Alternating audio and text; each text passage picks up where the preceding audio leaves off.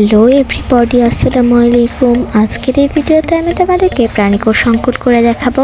তো প্রথমে আমি একটা চারকোনা বক্স এঁকে নিচ্ছি। এখন এইভাবে রাবারের সাহায্যে মুছে আর একটু গাঢ় করে নেব আঁকাটা। এখন আমি একটা গোল বৃত্ত এঁকে ভিতরে ফুটা ফুটা করে নিচ্ছি। আসলে এটা আমি নিউক্লিয়াস অঙ্কন করছি। তো বাইরে দিয়ে ক্রোমোসোমগুলো এঁকে নিউক্লিয়ার আবরণীগুলো খুব সহজে আঁকিয়ে নিব। তোমরা দেখতে পাচ্ছ খুব সহজে কিন্তু আমি এটা আঁকছি। এখন আমি নিচে দিয়ে এরকম ঘুরিয়ে ঘুরিয়ে অমসৃণ এন্ডোপ্লাজম জালিকাগুলো এঁকে নিচ্ছি। এখান দিয়েও কয়েকটা এঁকে তারপর এইভাবে ঘুরিয়ে ঢেউ ঢেউ করে আমি মাইক্রোকন্ড্রিয়াগুলো এঁকে নিব। এখন আমি ছোট ছোট 2-3টা বৃত্ত করে নিচ্ছি। এগুলো হচ্ছে কোষ গহ্বর।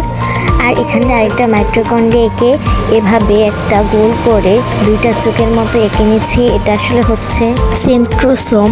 আর এখান দিয়ে আরেকটা অমসৃণ এন্ডোপ্লাজম জালিকা এঁকে পুরোটা আঁকার মধ্যে এরকম ফোঁটা ফোঁটা করে নিচ্ছি। এখন আমি 12B পেন্সিলের সাহায্যে পুরোটা বর্ডার করে নেব।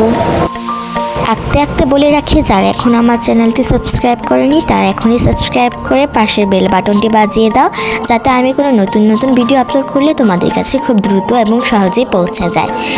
এখন আমি প্রাণীকোষের সবগুলো অংশ তোমাদেরকে বোঝানোর জন্য সবগুলোর নাম লিখে নিচ্ছি। আর তোমাদের যদি এই প্রাণীকোষের ভিডিওটি ভালো লাগে অবশ্যই কিন্তু আমাকে কমেন্টে জানাতে পারো।